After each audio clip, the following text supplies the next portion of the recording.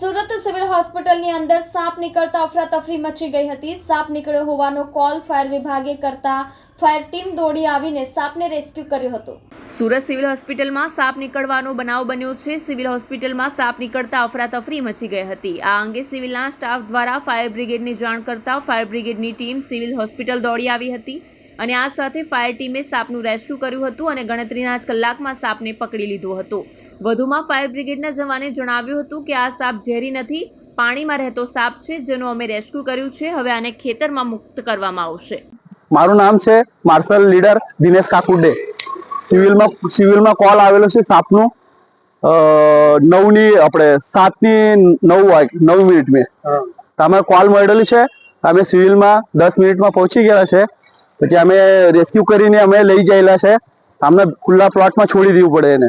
આ સાપ કેવો છે? ઝેરીલું છે કે નથી? નુકસાન પહોંચાડે કે ના? ઝેરીલું નથી છે, જે પાણીમાં ઉપર તળે ને એવું છે, એને ડેટવો કહેવાય। કોને નુકસાન એવું કઈ પહોંચાડે નહીં। અમે ખુલ્લા પ્લોટમાં એને છોડવું પડે અમને। આપણું નામ શું છે?